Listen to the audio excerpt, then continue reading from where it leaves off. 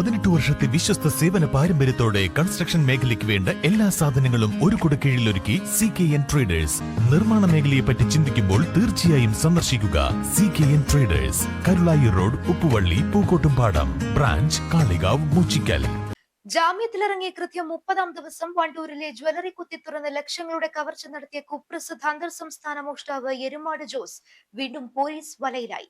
മോഷണപ്പണം കൊണ്ട് വിദേശ മദ്യവും സ്പായും ഷെയർ മാർക്കറ്റ് നിക്ഷേപവുമായി ആഡംബര ജീവിതം നയിക്കുകയായിരുന്ന പ്രതിയെ കളമശ്ശേരിയിലെ ഒരു പ്രീമിയം ലോഡ്ജിൽ നിന്നാണ് പ്രത്യേക അന്വേഷണ സംഘം സാഹസികമായി പിടികൂടിയത്. പറവൂരിലെ മറ്റൊരു വൻ ജ്വല്ലറി കവർച്ചയ്ക്കുള്ള പദ്ധതികൾ തയ്യാറാക്കുന്നതിനിടയിലാണ് പ്രതി പോലീസ് വലയിലാകുന്നത്. കഴിഞ്ഞ മെയ് 20-നായിരുന്നു വണ്ടൂർ ടൗണിന്റെ ഹൃദയഭാഗത്ത് സ്ഥിതി ചെയ്യുന്ന തരങ്കിണി സിൽവർ ജ്വല്ലറിയിൽ വൻ കവർച്ച നടന്നത്. ജ്വല്ലറിയുടെ പുറകുവശത്തെ ചുമർ കമ്പിപ്പാര ഉപയോഗിച്ച് കുത്തിത്തുരന്ന് അകത്ത് കയറിയ മോഷ്ടാവ് 19 ലക്ഷം രൂപ വില വരുന്ന 7 കിലോയിലധികം വെള്ളി ആഭരണങ്ങളും പണവും കവരുകയായിരുന്നു. മേലാസകലം മറച്ചെത്തിയ കള്ളന്റെ ദൃശ്യങ്ങൾ CCTVയിൽ പതിഞ്ഞിരുന്നെങ്കിലും പ്രതിയെ തിരിച്ചറിയുക പോലീസിന് വലിയ വെല്ലുവിളിയായിരുന്നു. ജില്ലാ പോലീസ് മേധാവി ചൈത്ര തെരേസ ജോൺ IPSന്റെ നിർദ്ദേശപ്രകാരം നിലമ്പൂർ DYSP VK വിശ്വംഭരൻ നായരുടെ മേൽനോട്ടത്തിൽ പ്രത്യേക അന്വേഷണ സംഘം രൂപീകരിച്ചു.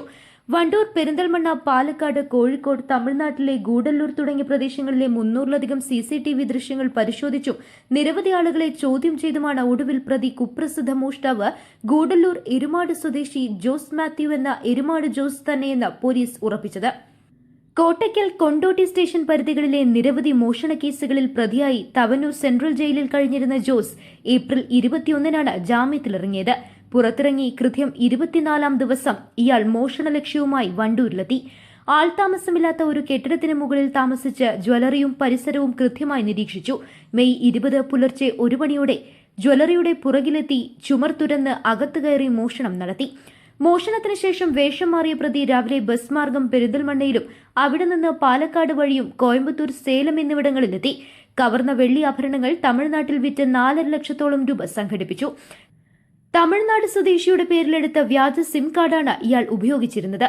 മോഷണപ്പണം കൈവന്നതോടെ ജോസ് ലക്ഷറി മുറികൾ വാടകയ്ക്കെടുത്തു. വിലപിടിപ്പുള്ള മദ്യം, സ്പാ, ബ്രാൻഡഡ് വസ്ത്രങ്ങൾ, വില കൂടിയ മൊബൈൽ ഫോൺ എന്നിവയ്ക്കായി പണം ദൂർത്തടിച്ചു.